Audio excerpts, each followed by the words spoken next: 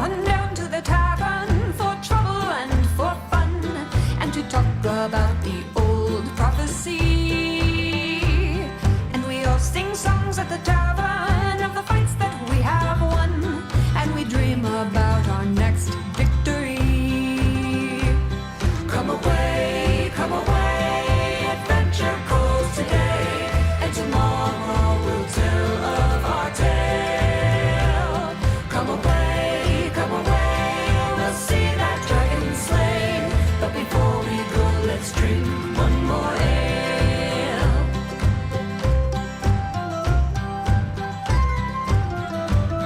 But we won't burn down the tavern like the times we did before. It was not our fault, we swear honestly. But we'll do our dance at the tavern with the bards who've traveled far, and we'll ask them of the places they've seen. Come away, adventure calls today, and tomorrow we'll tell of our tale. Come away, we'll see that dragon slain, but before we go, let's drink one more ale. I feel the call of the world far outside, and the glory that soon could be ours.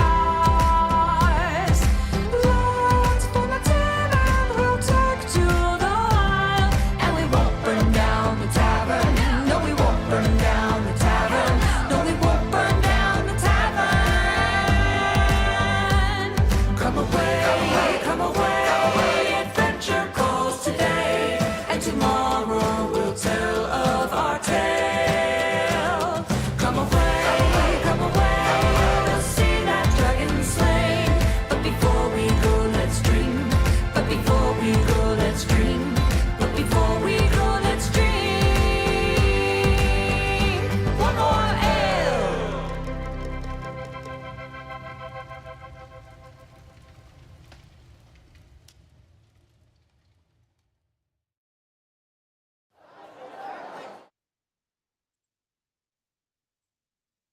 All right, hey everybody, how's it going? My name's Sean, and today I'm doing a little webinar on making on creating for GMs for start playing on creating on social media. You may or may not be aware of me. My name's Sean. I go by Scene4 on a lot of platforms. Blue Sky, TikTok, which I haven't been on in a while for various reasons. But that was sort of where I made my name, YouTube and Instagram as well. I'm also a writer and editor, a game designer, and of course, I'm a pro GM, including on startplaying.games. Just a little bit about sort of my story. I started pro GMing in 2020, as I'm sure many people did, when I lost my job in the hospitality industry, and I got into TikTok around maybe the end of around 2021, I think. So I got into TikTok for several reasons. One, I kind of wanted to get my name out as a pro GM and sort of be part of the discussion on greater tabletop RPGs. So originally, I had thought, I had sort of started my own business as a professional game master, and I thought that maybe if I had my name out there as someone who thought about and talked about tabletop RPGs, that would be a nice funnel into my game master business. More on why that didn't work exactly as I planned later. But I also, when I first came onto TikTok, I had a kind of a mission statement for what I was going to talk about and why.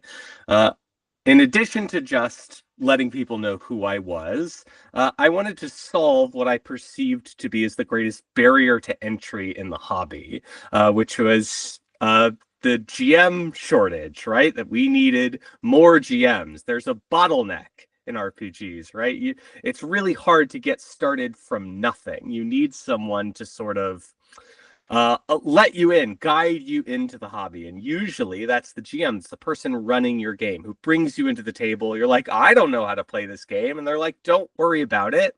I'll teach you how to play as we go. Like, we need those people. Without those people, the hobby cannot grow. You're bottlenecked into like who has space at their table, right?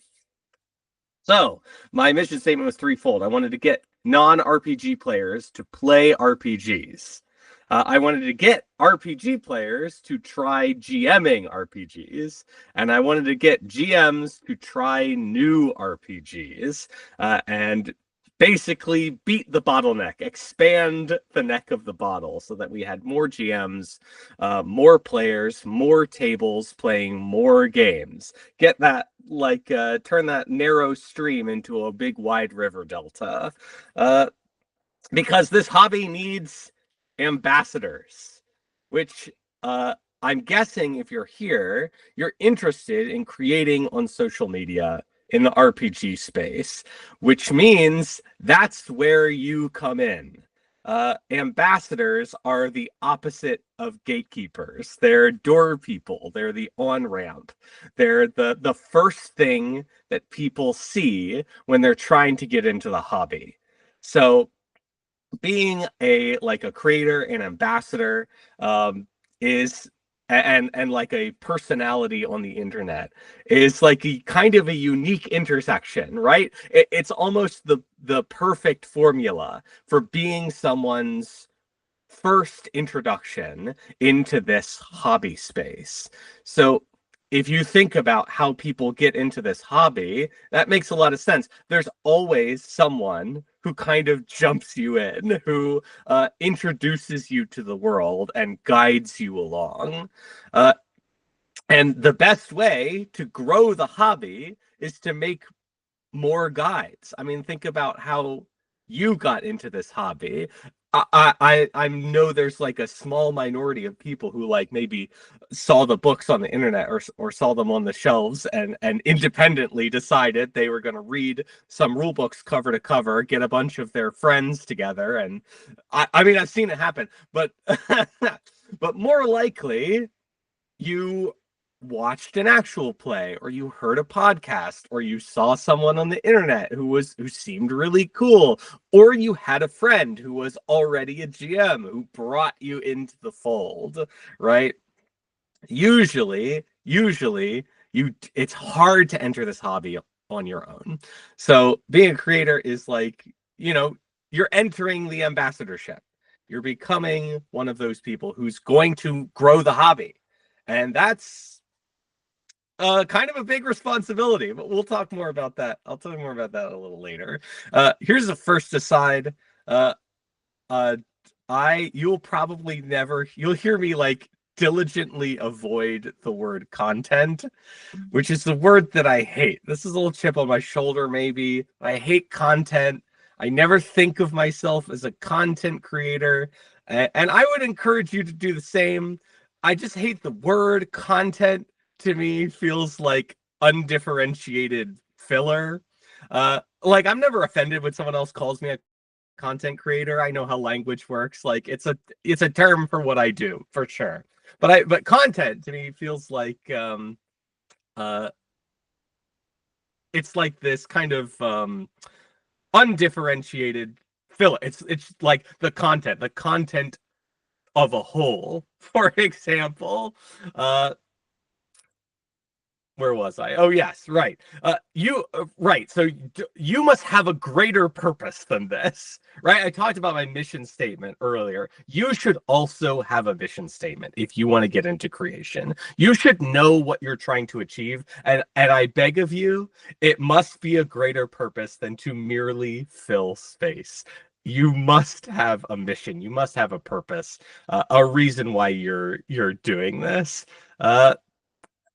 So, influencer, by the way, I have less of a chip on my shoulder about. That's more of an kind of an earned descriptor. I mean, if you influence people, you're an influencer.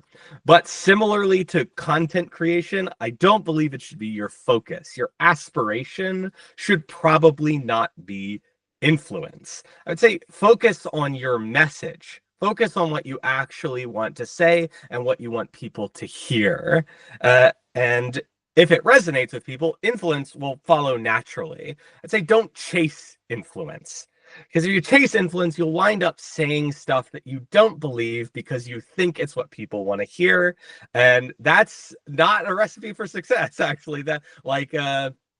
You'll that kind of thing tends to flop pretty fast. Uh, so I always try to find the truth in what I'm saying, right? So I had my mission statement, get new players to get new people to try RPGs, get new RPG players to try GMing, and get new GMs to try new games. But I found that in general, I was not really bringing people into my Pro GM stuff directly. So if your primary goal in creating your work is to drive people to hire you, basically it's to gain clients. At least in my experience, that hasn't been it has been a secondary or maybe a tertiary effect. Like, I've absolutely gotten work and clients from what I did. In fact, I would say maybe one of some of my longest running clients I did in fact get. So it's not like nothing's gonna happen, right? It's not like it's not gonna work for you. But don't be surprised if it's not the main driver for you getting clients on startplaying.games or as a professional GM. Only running great games consistently and and word of mouth are going to be your primary drivers. The actual work you put out are going to be your primary drivers there. But getting your name out there will help. But what I found is I got working clients for my videos for sure. But that was a secondary effect. What did come around for me, what was most successful, was and got me the most notice, was actually, rather than selling myself, was lifting up other people. And I did get a ton of game design and consulting and editing work from that, and marketing, of course. I made a lot of videos for people's games who asked me to promote their game for them, or their Kickstarter, their new release, right? I got a lot from reaching out to other people and lifting up their games and talking about them. I feel like for some reason you'll always be better at helping someone else than you will at selling yourself. Maybe it's because of the fundamental nature of advertising yourself, right? Everybody can tell you're just trying to you're just trying to get clients, just trying to make money off of this, right? But when you lift other people up, right, people take notice. You're it's more authentic, right? But what goes around comes around, right? And when I lifted other people up, they did the same for me. They I started getting other people talking about me, recommending me, sending people my way. And so it's kind of in a roundabout way that you'll get get clients and stuff. You get a good reputation for being kind and helpful and uplifting, and that reputation will live with you. It'll stay with you. So the things I want to talk about today, therefore, are using your platform as a creator to lift other people up and do what I consider maybe what I do best. I give GM advice for sure. Right? That's one of the things that I do. I give GM advice. I think I'm a pretty good GM. I bet you are all also pretty, bare minimum, pretty good GMs or better. Right? You're all pros. You're all doing this.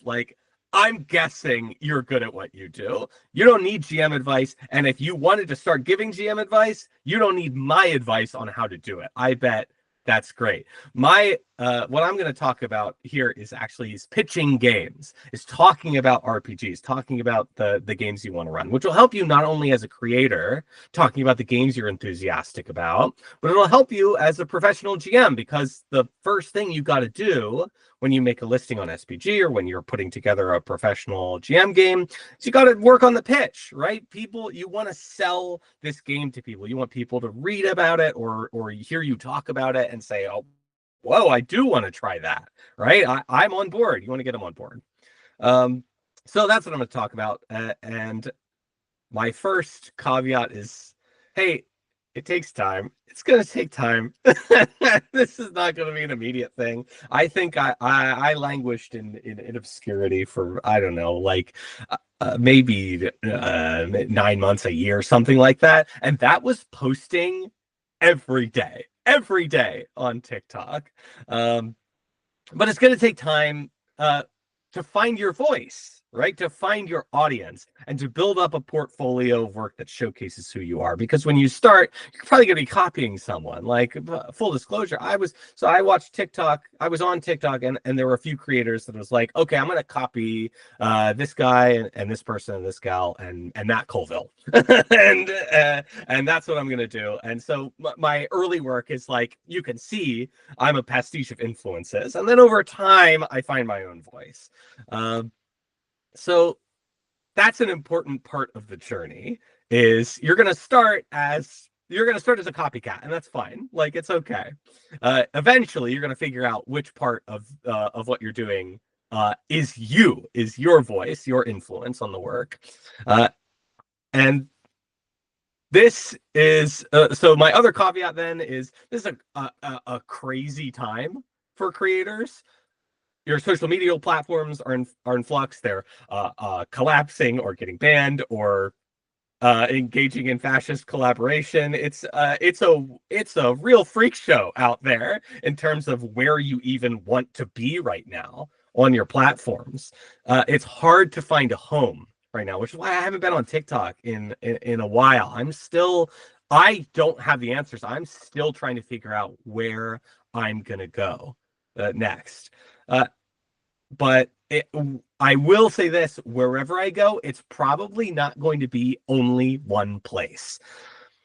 Because in the way the world is today, you should make it your practice. You should make a habit of being agile, of being not tied down to a single platform, to own your work, have your work archived and stored in a way that can't be taken away from you or deleted if some tech billionaire decides that like they own your stuff and like you're done with it. Like, well, so own your stuff, keep it with you, and then from your sort of central node, send it to the places you're going to put it. We're entering a kind of transitional period in social media, which means it's going to be extra hard to find an audience right now. But it may also be possible to gain like a first mover advantage if you happen to like bet on the right horse. So you might want to shotgun it. You might want to try everything and see who comes out on top in the shuffle. We don't know. We don't know how it's going to happen right now.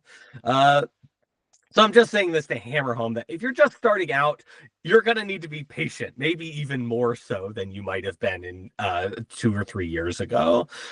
Keep working, keep producing quality stuff, and you'll find where you fit in. My partner also started a TikTok and, plugged away making TikToks, and they, her mission was to archive her own artwork. And she didn't really care about getting a following, but and her videos like were kind of they were all kind of modest, like very small view counts, and then one of them happened to go viral, and then after that, like dominoes, all the ones she had produced previously started to go viral as well. So just to say, like, if it feels like all of this work is for nothing, that nobody's looking, like it's like that meme of the two guys like mining for diamonds. Like if you keep going, it's a very possible that you'll find what hits, and then everything you've done up to that point is going to retroactively become a lot more useful. Like, people will go back and watch your backlog if they find they like what you have to offer. And the algorithm will serve it up too. A lot of algorithms will, at least. Okay, so for me, in 2022, I got my first real viral video, which was about Jade Dragon's Wonder Home, which is if you haven't heard of it, it's a diceless, GM-less game on the No Dice, No Masters belonging outside belonging system that is about traveling animal folk going around on a journey. They're going on a journey. It's like it's got these really kind of cozy and peaceful vibes, but there's also still a kind of dark heart at the center of Wanderhome that is about like the recovering from the trauma of a war and about homelessness. So like it's got this sort of duality of like of beauty and peace and cozy and also darkness and trauma that is really, I think, compelling to uh, I would say like everyone. I think that's the reason for like for example Miyazaki, like Studio Ghibli films, broad appeal. So we love that kind of that juxtaposition of beauty with darkness. Anyway, uh a funny story about that video, Jay Dragon, Jay's self, had just come on to TikTok like maybe a couple weeks earlier, and I had commented on a video. I think Jay maybe made a video that was about talking about other people's games. That was like it's about the sort of dearth of people who were talking about anything other than Dungeons and Dragons. That's a different story. And I commented on Jay's video. I said, "Oh, thanks in advance for the millions of views I'm going to get talking about Wanderhome, introducing people to Wanderhome," which was a joke, but it turned out to be a called shot because when I made that video, that's exactly what happened. I didn't actually think that was going to happen, but that did happen. So from there I learned that there was this hunger in the RPG space for surprise exploration. People in the RPG space wanted to explore, like people wanted to know what was out there. People were amazed at the kind of innovative, creative things that game designers were doing that were beyond anything they'd experienced, that blew their minds. And so after that, I started to hone in on this largely untapped market, right? You can't swing a cat in the scene without hitting a D&D meme account, making the same ancient, tired jokes for the 1,000th time. And all these people have 1 million followers. I'm not bitter about it. But you can count on one hand the people with major audiences who are championing the new. Seth Skorkowski, Quinn's Quest, which relatively recently, I thought at first, Quinn's, again, not bitter. And if you count me, like, and the micro influencer conclave that I came from, it's like, how many are there? Like, and so over time, I've had to hone this sort of technique for drilling down into what makes a game appealing, for introducing a game to people who have never heard about it before. So the prerequisites for this, let's talk about how to actually do it, right? Talked for long enough. Prerequisites are two-pronged. First, sorry, you have to actually read the game. Sorry, you have to do it. You have to read the rule book. At a certain point, you have to read the rules. I have to know what I'm talking about. I have to come from an informed place to enthusiastically present my thoughts. And second, this helps a ton. I have to actually find something that I like, or even better, that I love. I don't need to love the whole game. I just need a part of it to latch onto, you know? For me, that usually means something new, something original, something creative, something innovative. That's what jazzes me. That's what I like to talk about. And that's, I think, what my audience comes to me for, is to find out, okay, what's new? What's original? What haven't I seen before? And then I identify, I'll talk more about this, identify who this game is for. Try to find its target audience. And when I distill all that, right? What I know about the game, what I love about the game, and who this game is talking to, I distill that down to your one sentence. This is the hook, right? That they talk about. The hook, right? You only have a few seconds to grab someone's attention in the attention economy. So your first sentence needs to be the hook. So I want to know, when I make that hook, who I'm addressing. Who am I talking to? So let me give you an example. I was making a video about a game called Grand Guignol, which is a diceless, GMless RPG in the No Dice, No Masters framework, about queerness through the lens of gothic monstrosity, ghosts, werewolves, vampires, that kind of thing. And I made a video about the game mechanics, which, surprise, The video flopped. It did terribly. But I liked the mechanics, and I thought they did a great job entangling the table in a web of messy relationships in the game. But if what you love about RPGs is getting tangled in a web of messy relationships at the table with your friends, you are likely to bounce off a discussion of the under the hood mechanics that get you there.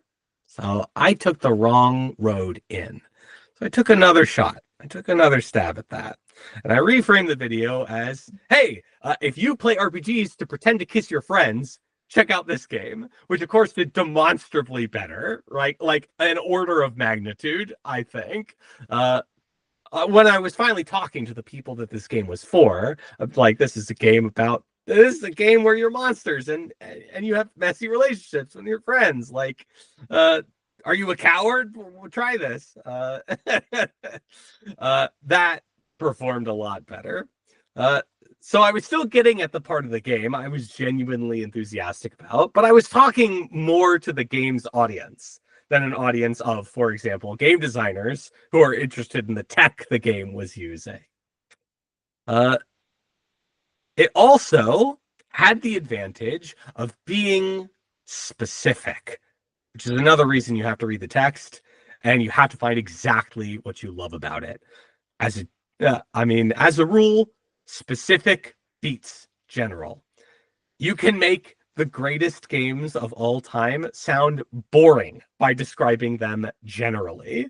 Like if I tell you a game is about surviving in a post-apocalyptic world, intellectually, you understand what I'm saying, but there's no draw there. But if I say it's about Mad Max-style road war, plumbing the mystery of the psychic maelstrom that emerged from the end of the world, and PCs can play anyone from the lone badass to the ruthless warlord and anyone in between. Now we're cooking with gas. It's Apocalypse World, by the way. Everyone should play it. Everyone should at least read it. That's got some of the best GM advice in the ever written. And Apocalypse World rules, and its rules are very good. So now we're cooking with gas, right? We're getting specific. People have something to latch onto there. And there's even the comparison to Mad Max in there, which I want to talk about. Comparisons to other media in your pitch. I guess we're going to find another chip on my shoulder about this. But the problem is it's so effective. I don't love to do it, but it's so useful. My only caveat, no, I have two. My first caveat is please be familiar with what you're comparing things to. Because if I had a nickel for every Ghibli-inspired game whose author had clearly never watched a Ghibli film, I could get Miyazaki out of retirement again. It can be really useful to have points of reference, though. Like if I can pitch Blades in the Dark as Peaky Blinders, Dishonored, Bloodborne, and my audience understands those three references, that's pretty expedient. That's very awesome. And if they understand those references and they like them, like everyone's going to be like, yeah, sign me up. I love that.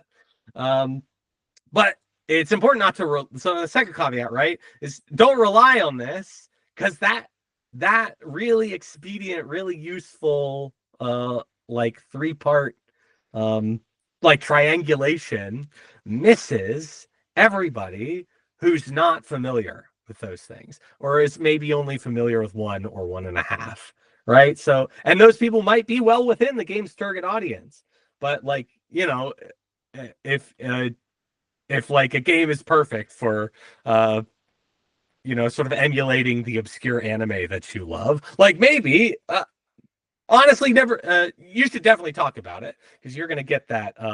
You're going to get everybody who likes that obscure anime that you love on your team. So you know, be judicious. I'm contradicting myself a little bit, but you know, be careful with. Again, like know your audience. Try to know who you're speaking to. Like, you risk missing people, but sometimes specificity can be a really useful weapon, like a scalpel instead of a hatchet, right?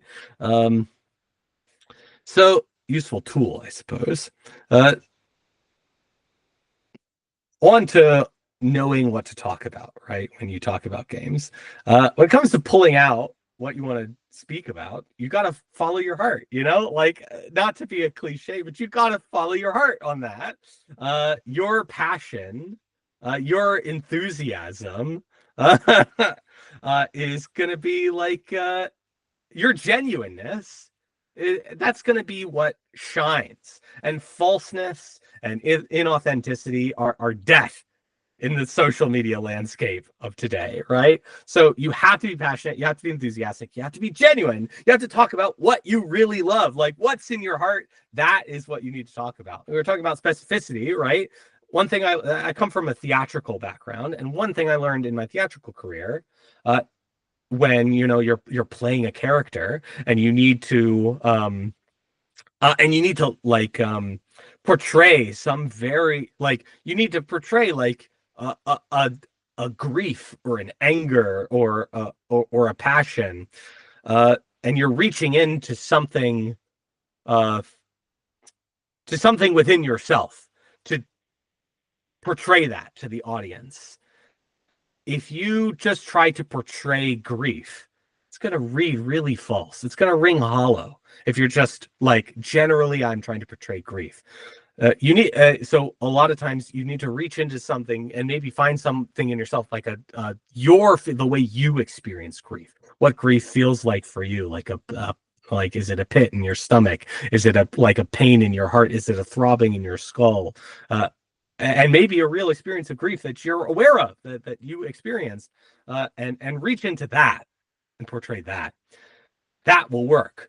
So what I learned was the specific is the universal, right? When you read a game and something piques your interest, it reminds you of something. It makes you feel a certain way. You're excited to play with it. You got to trust that instinct, because I know you're all special. I guarantee it. Every one of you is special, but you're not that special. You're all special, but you're not unique. Even if you're one in a million, there are 8,000 of you on the planet Earth. Talk to those 8,000 people. That's a pretty decent audience, right? If you make a video talking about that thing you loved, you will find you are not alone. There are other people who are going to love that, or going to have that a similar experience. They're going to love it the same way you do. You find you're not alone. Maybe, it's only 8,000 people, right? But you will be the person that pointed those 8,000 people towards something they were interested in. And so 8,000 by 8,000, you start to build trust with your audiences. Like, an audiences, plural, right? Because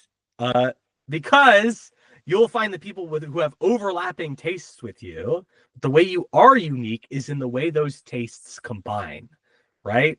Like, you love this really obscure anime, right? And you love Peaky Blinders. There's 8,000 people who love that obscure anime, and there's 8,000 people who love Peaky Blinders, and maybe, there's some overlap there. So each time you do this, right, you're building trust with people who know you to have pointed them in the right direction at least once, and they'll start to look to you for your thoughts on other things, on games, on RPGs, etc., right? So they're looking to you for your thoughts. So have thoughts, be thinking, be honest, and don't squander that trust, right? Don't chase influence. Don't be looking for like what you think people want you to say. Say, you got to be honest. So to reiterate, if you want to pitch a game, first read it. When you encounter something that excites you, take note of that, even if it's so minor. I've had viral videos about the tiniest little details in games. Mouse Ritter's inventory, the fact that there's no to hit rolls and into the odd, the downtime system in a game called Infinite Revolution. Specific beats general. See if you can figure out the audience that this game is speaking to, and find the place where you and that audience coexist on some Venn diagram. Read the text, ask yourself, what does it play like? What's the authorial voice? Is it traditional? Is it iconoclastic? Is it action oriented? Is it tightly or loosely structured? Stuff like that will help you figure out, okay, who's this game talking to? What's this game's audience? And then you take that thing you love and that audience you want to connect with and try to write one sentence. And this is your hook, right? This is what everyone talks about. It's genuinely important, right? To have a good hook. People aren't going to listen to you, right? If they don't think you're talking about something interesting. So you have to write a hook that invites your audience in. So that as soon as they hear it, they're like, oh, this is for me. Whether that means asking them a question, it can be very effective, a rhetorical question or a genuine one. Making a bold assertion. This is the era of the hot take, right? If you've got a hot take, come out and say it. Like, taking some heat for some hot takes, but I still believe in basically everything I've said. So, and you'll find that there are people who agree with you, right? So yeah, you can ask a question, you can do a hot take, make a bold statement, right? Or you can intrigue them with what this game has, like, that no one has to offer. Like I remember when you could still, maybe you still can actually shock people with this. When you could shock people like an RPG with no dice. But this is your first sentence, right? This is the thing that invites people in. And don't waste time.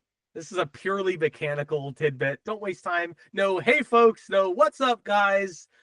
Just dive in. Your first sentence, your very first sentence should be your thesis, right? The most important, like journalists, right? Most important information up front. So even if they scroll past you, right? Maybe they got the most important thing you had to say. And so don't yap, right? Don't waste time. Have something to say and say it. If you are passionate and honest and diligent and consistent, you do have to do this a lot. People will take notice. Like I said, it takes time. So, remember, at our core, right? We are the ambassadors. So every single thing you make, almost certainly, every single thing you make, don't think too hard about this. Don't let it stress you out. Every single thing you make will be someone's first exposure. Whether that means to the game you're pitching, to the RPG hobby at large, or just to you, right? Someone's seeing you or the thing you're talking about, or the broader RPG scene for the first time with every piece of work you create. You will be someone's introduction into this game, into this world, or into your work. Everything you make. And with great power comes great responsibility, right? Be responsible with that. So remember to be patient and generous when you make these videos. Like a lot of times, you'll get the same comment a billion times, right? You'll get the same question a billion times. But each of those is a new person. That's a new person who's just been exposed to you, right? So you have to be patient. You have to be generous. And it can be tempting, right? And you can indulge in this from time to time, right? Like you're going to want to talk about more advanced stuff, right? You're going to want to talk to the people who've been hanging out with you a long time. You're going to sort of want to get deeper, right? And you can definitely do that. But don't be surprised, like if there are people who are confused when you do that, and you'd be like, and you're going to have to explain yourself again, right? Because not everybody is, when you start making videos about more advanced topics, you're going to get people who who just walked into the 210 class. They're going to be like, they're going to be confused. So you got to be patient. You got to be generous with information. Hey, just like GMing, just like that. Um, uh, so I bet you remember who first got you interested in this hobby. If you're not one of the outliers for whom you did it all yourself, right? I bet you remember the person who introduced you to this hobby. How did they do it? And do you remember them fondly? Because not everybody had a good experience, right? But a lot of people did. A lot of people, I bet you remember the way that you entered the hobby. You are going to, if you create work consistently for a long time, you are going to be that. For a lot of people, you're going to be the ambassador. We are the ambassadors, right? We help set the tone for this hobby. Is it a welcoming place? Is it accessible? If people want to explore, are there guides for them? Are there people willing to guide them? Is that the space you're prepared to occupy in a like a hobby scene? Is that the responsibility you're prepared to take on? It sounds really serious, right? And in a way it is, in the way that like the as I believe the way you treat people is important, right? In life, kindness is important. But also don't forget, we're all here to have fun. And RPGs, games in general, they're low stakes things. And people come to this hobby for all kinds of reasons. So try not to get too caught up in the minor details, the disagreements, the matters of taste, the stuff that doesn't matter, right? Don't sweat the details. Don't sweat the small stuff. Details, remember, specific is important. Details are great. The small stuff, don't sweat that. And remember that, at least for me, I got so much more success, like a wildly more success, uplifting others than I did trying to sell myself. But like I said, what goes around comes around, right? And people noticed how I supported and championed game designers and small indie publishers. So you do good work and people will notice. You know what you're talking about. Like, have the knowledge of what you're talking about, have something to say, a point of view, and be good to people. Open, honest, welcoming, and kind. And maybe most importantly, is you do have to be yourself. The specific is the universal. Yourself is the most specific you can possibly be. As soon as you start effacing yourself or hiding parts of yourself or trying to change who you are, right? You're making yourself less specific and more general, trying to appeal to a broader audience. But they try to please everyone, please no one. The specific is the universal. Be yourself, and you will be stunned at how well it works. Thanks so much. I think that's about what I have to say in a roughly 45-minute webinar, but I know the thing is an hour long. So I'm going to scroll through the comments. And if you have any questions, this has always been my favorite. I'll talk a little more. This has always been my favorite part of creating and interacting with an audience, is the actually interactive part, right? I love, so if you have questions at all, please drop them in the chat. I'm looking at it now. I'm gonna scroll back through and see if there's anything gotta respond to. Oh, thanks. I I like my wall too. Oh god, yeah, got into the hobby due to Baldur's Gate 3. Yeah, right. So video games can be ambassadors too, for sure. Inauthenticity will lead to failure. Yeah, I mean, kind of. Yeah. Like uh, people have a good nose for that. They have a nose for when people can smell bullshit. Mhm. Yeah, diversify platforms. That's a good idea. uh, Yeah, great. Let me take a look. Does anybody? All right. Do you have a YouTube channel too? Yes, I do. I'm seen for on YouTube as well. Right now, it's mostly reposts of my TikTok and one long form video. But I think someone else was saying this. Considering making long form videos as well. Like, it might be time because like now I'm at the point where I feel like I've covered all the basics. I want to start talking about like advanced stuff, or I want to make a video that's long enough to take someone from the basics to the intermediate or the advanced stuff. So I do have I am seen for on YouTube. I'm reading these comments from YouTube right now from my YouTube channel. Do you manage a community like Discord? Yes. So I have a Discord channel for all my clients, and it's well, yeah. So it's clients and playtesters, right? So one of the, in addition to running professional GM games for people who want to play, I run professional GM games as a playtester for game designers, for people who want to like see how the current build of their game works when they give it away to someone else and someone else runs it, right? And so like I do consulting design on stuff like that. So I have a community I manage that's all my clients, everybody who plays with me, and all my playtesters.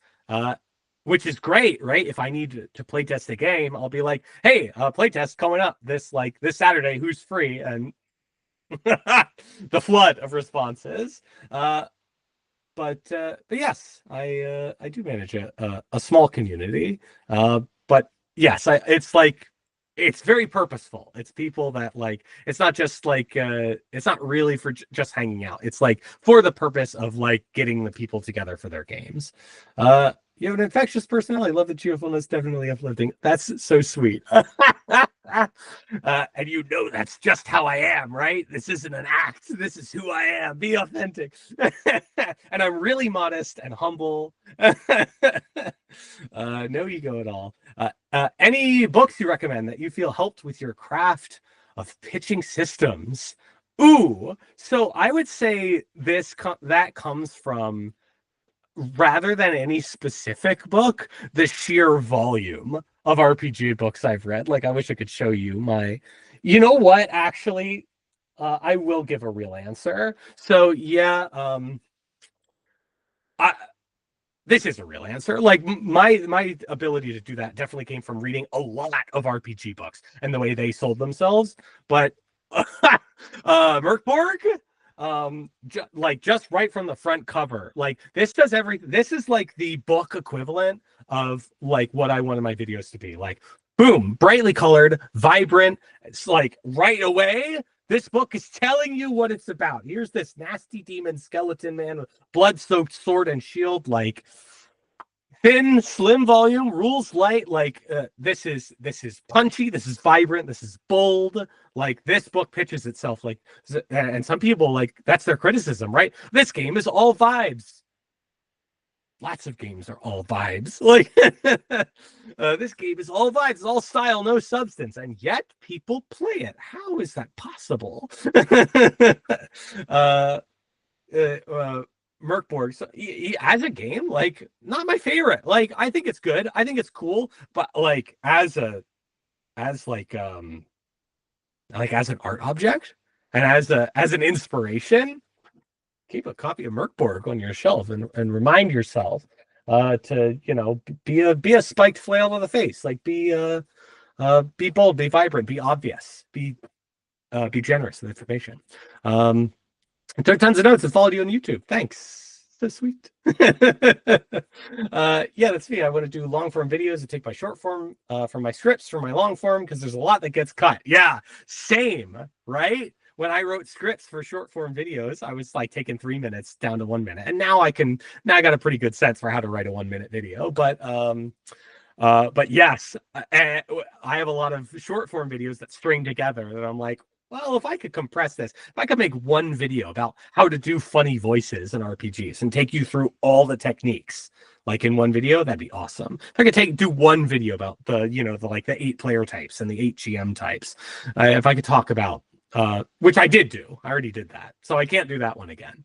But anyway, question: do you believe it is helpful to have fancy graphics, branding on your channels when starting out? Do you feel it's more important to show yourself and your GMing first and foremost? Great question. So one of the reasons when I first started out, I was copying Matt Colville, is because he didn't do any of that. He relied on the quality, and still does, relies on the quality of his content. There, he just said content. Oh no. He relies on the quality of his work, right? To be his driver. And I was like, that's what I want to do. So maybe I was training with the weights on by like not doing or maybe I was just being lazy. Either way you look at it, by not sort of doing any of the flashy branding stuff. But I think if I made long form videos, I don't think I would invest a lot of time and effort into being flashy and eye catching. Because honestly, like my mission, right? I'm not trying to gain millions of followers. Like I'm not chasing influence. I want the people in my audience to be there because they want good information. Like that's much more valuable to me, is that I'm proud of my work, and that like and maybe more people would see my work if it was more flashing and brightly colored and stuff. So is it helpful to have fancy graphics and branding? I think it's hard to deny that it's helpful to have that stuff, but you got to figure out where your priorities are. For me, that's not a priority. Like the quality of my work is more important to me. Question: how do you get into helping developers playtest like that? That's something I'd love to get into. I don't know. It is the kind of thing that kind of that fell into my lap after. Who did I do it for first? Yeah, I had a debut designer who was like a friend of mine, a friend that I had made through my work on TikTok. And they came to me and they're like, hey, I'm working on a game and I want to see how it plays. Like, would you play test it? And I was like, all right, I sort of invented a package, basically. Like, yes, basically what you're going to be doing is sponsoring me professionally GMing your game. And what I'm going to do is I'm going to record the sessions, and I'm going to do after action reports on each one. And I'm going to talk about the game, and I'm going to talk about what worked, what didn't, what sang, what my players clearly enjoyed, and and source player feedback. Basically be the intermediary, because as a game designer, I know what feedback is helpful for game designers. So I can filter out like when players give feedback that isn't particularly helpful, or I can help translate it into something that's actionable for the game designer. So I did that once, and then I was like, I wonder if other people would be interested in that. And I think it was Gen Con maybe 2023. I went around giving my card to people and saying like, hey, by the way, I'm like a one-man quality assurance team. Like I'll make sure your game is playable, and I'll tell you what players think about it. Like I can be a professional playtester if that's something you're interested in. And I got bites from that. So I guess like people knew me from they knew me from my work. They knew me from TikTok and my other videos. So like I wasn't just a rando coming up giving my card to them. And they knew what I was capable of. They knew like my philosophy. They knew I knew what I was talking about. And I got bites from that. And then, you know, work begets work, right? Do good work and work will follow. So yeah, I've spent a lot of time on that question. Question: how do you find good playtesters? I would love to do more playtesting myself. Good players are good playtesters. I would say the overlap is the Venn diagram is a circle. So the way I find good players is I play with lots of people, diverse tables, like run lots of different games with lots of different people, right? Like that bottleneck, right?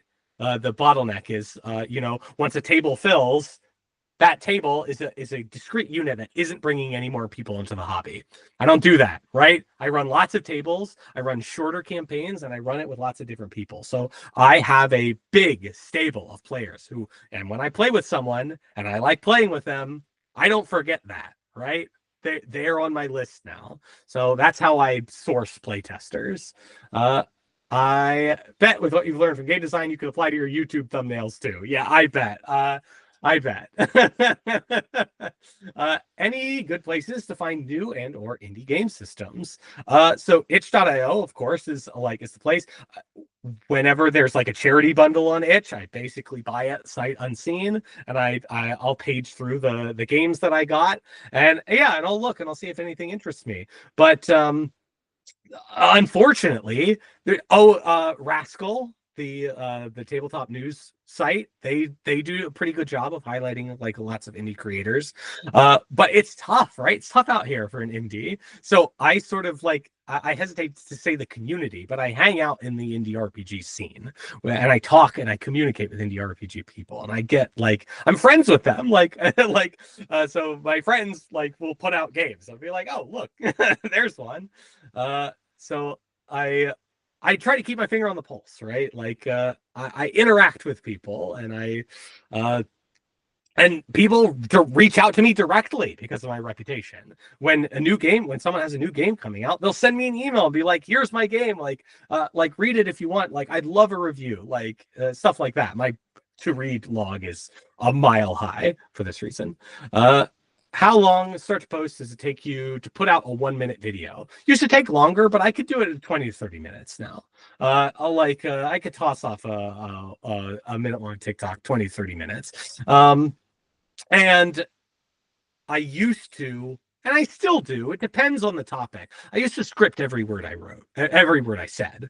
And that would add some time on. Nowadays, I don't do that every time, but if I need to be very precise and exacting, I'll write it out beforehand. Quality audio is a must, though. I had to turn off videos because the audio is really bad and great at the ears. Yeah, you should probably get a microphone. Yeah, I'd recommend it. This may be a dumb question, but how do I search and find usernames like Scene4 on YouTube? Oh, looks like Devin got you there. It's about who you know then. Oh, well, I mean, isn't everything, right? But here's the thing. When I was first getting started, I ended up getting sort of connected with a cohort of other creators who were also just getting started and doing similar things. And I am still connected with all those people, right? As you work, you will make connections, right? It's another great reason why you should go seek out and uplift people, because like in the indie space as well, they're like 1 or 2 people shops, right? And if someone is going around like talking up their game, 100% chance they're going to hear about it. And then they meet you, they're like, oh my gosh, look at this cool person who's talking me up. And in many cases, they'll reach out to you and you'll make friends that way, right? Like, that's how I built my network. I like, I was, talking to, like, I didn't start. When I started, I didn't know anybody. I was truly a nobody in the RPG scene. I was a no-name pro GM, right? I was like, I had started my own business, but that was it. But you'll build a network as you go. So yes, it's about who you know, but you won't know anybody unless you make an effort to meet them. I wouldn't say I started. I'm not an RPG Nepo baby. I didn't start knowing like Jeremy Crawford or something. I have a friend who's going to help with my SEO for social medias and my site. Says #1 YouTube search result. That's great. Yeah. Yes. Anything you can do like that, to boost your visibility is helpful. The short form videos, people's phone mics seem to be pretty good too, unless it's something like, yeah. Phone microphones and cameras are very good nowadays. Do you end up needing to think about SEO or any of that? Maybe when you first started. I'll be honest, I've never thought about SEO in my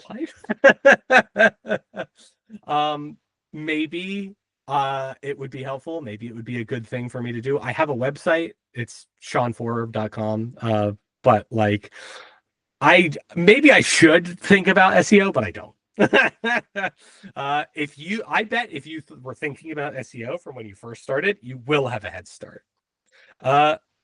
So go forth and do better than me, I guess. If you're thinking about stuff like this, you're already in a better position than I was when I first started out. So I wish you all the best of luck.